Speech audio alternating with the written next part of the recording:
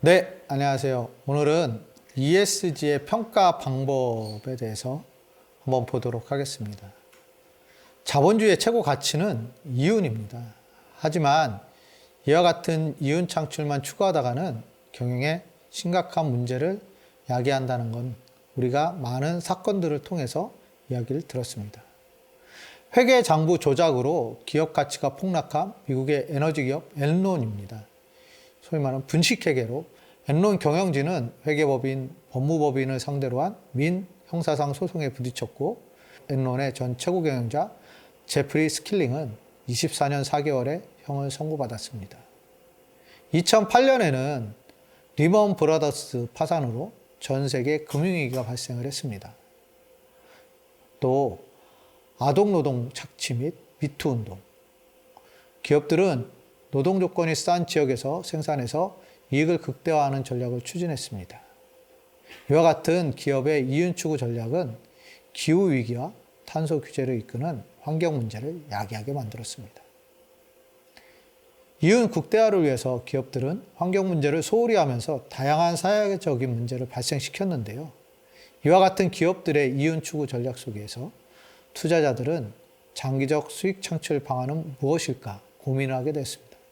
이에 돈을 버는 방식에는 ESG라는 이 활동에 관심을 갖게 됐습니다. 이 환경적인 측면에서는 탄소를 배출을 제대로 관리하지 못하면 기업 영업에 문제가 발생하고 이로 인해서 기업 가치도 하락한다는 것을 알게 되었습니다.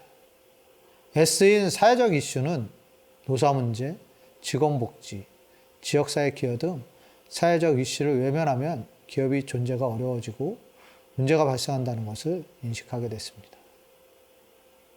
지배구조, G는 외국 투자자들에게 한국 투자기업들이 가장 많이 지적을 받고 있는 문제인데요. 이는 한국 기업은 오너 중심의 취약한 지배구조를 갖고 있기 때문입니다. 오너 중심의 지배구조가 과거에는 강점이었지만 현재는 오너의 갑질 문제, 불투명한 의사결정, 복잡한 지배구조 등을 약점으로 노출하고 있습니다. ESG에 취약한 기업은 기업 가치에 심각한 영향을 미치게 됩니다. 우리가 잘 알고 있는 땅콩해양의 모 항공회사는 사건 이후 국내 여객이 6.6%나 하락을 했습니다. 이 시기 다른 국내 6개 항공사는 여객이 10에서 40%가량 증가를 하였다고 합니다. 산업은행은 이 항공사에 인수자금 계약을 체결하면서 갑질을 할 경우 5천억 원의 위약금을 무는 계약 조항을 명시하였다고 합니다. 코로나 이후에 ESG는 리스크를 관리하는 수단으로 부각을 했는데요. ESG를 수행하는 기업의 수익률이 상장지수 펀드 수익률에서도 좋은 성과를 나타내고 갑자기 닥친 코로나 위기로 ESG 기업들이 부각된 이유는 대부분 기업들이 기업 가치가 하락했지만 ESG를 실행하고 있는 기업들은 코스피 상위 효과를 보였습니다. ESG는 단순히 사회공헌을 잘하거나 착한 기업이 아닌 큰 위기가 닥쳤을 때 더 빛을 발하고 잘 막을 수 있는 탄탄한 기업입니다. ESG에서 환경인 E를 잘 대응하지 못하면 미래의 생존 가능성이 위협을 받습니다. 하지만 사회인 S와 지배구조인 G에 대한 대응을 제대로 하지 못하면 머지않아 문을 닫는 위험에 직면할 수 있기 때문에 환경과 사회의 지배구조 간에는 균형을 잘 맞춰야 합니다. 현재 이와 같은 ESG의 평가를 하는 대표적인 방법은 GRI입니다. ESG는 법적 규제가 아닌 일종의 가이드라인입니다. ESG의 가이드라인을 만들고 실행하는 주체는 이니셔티브인데요. 대표적인 이니셔티브가 UN의 PRI, 책임투자 원칙인데요. UN PRI는 전 세계 투자자들이 투자 결정을 할 때 ESG 이슈를 고려한 평가 지표를 활용하도록 모범 관행을 제시하고 있습니다. UN PRI에서 채택하고 있는 책임투자의 개념은 ESG 이슈를 고려해서 장기적인 수익 극대화를 추구하는 투자 본연의 책임이고 지속가능 사회 촉진은 부수적인 요소로 간주하고 ESG가 바람직한 장기 투자 방향이라는 것입니다. 대표적인 이니셔티브 평가 방법은 GRI, 글로벌 리포팅 이니셔티브인데요.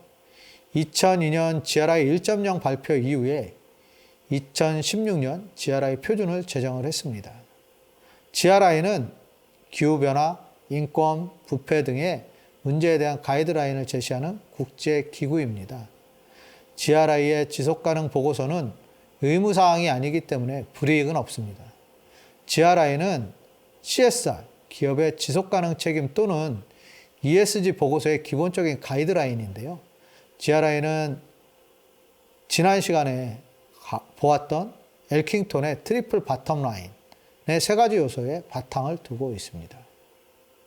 경제적 지속 가능성은 합리적인 수익 창출과 국가 경제 기여 부문이고, 환경적 지속 가능성은 기후변화 대응 등이 있습니다. 사회적 지속 가능성은 전략적 사회공헌, 직원 복지 및 안전, 협력사와의 상생 추구 등이 있습니다.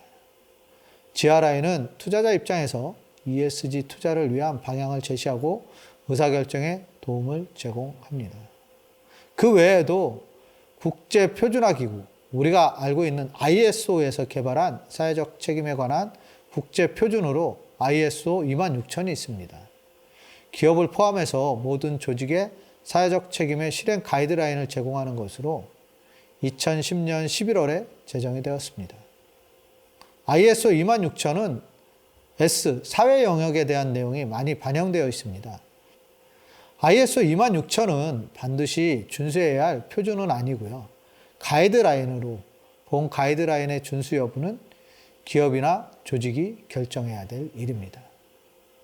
또 파리 기후협약을 2016년 체결하였는데, 이는 2100년까지 지구 평균 온도를 산업화 대비 온도 상승률을 2% 아래로 억제하고 1.5도씨를 넘지 않도록 하는 것이 목표입니다. 이를 실천하기 위해서 많은 기업들이 2030년부터 2050년까지 탄소 중립, 우리가 알고 있는 넷제로 선언을 하고 있습니다. 탄소 중립은 배출량과 흡수량을 동일하게 해서 탄소 발생량을 0으로 하는 것입니다. 적극적인 ESG의 수용 및 ESG 경영 전략은 기업에게 새로운 성장 기회를 제공하고 사랑받는 기업으로 성장할 수 있도록 도움을 줄 것입니다. 네, 지금까지 여러분들과 5회에 걸쳐서 ESG의 개념과 정의에 대해서 알아보는 시간을 가졌습니다. 여러분들이 ESG를 이해하는데 조금이나마 도움이 되었으면 좋겠습니다. 감사합니다.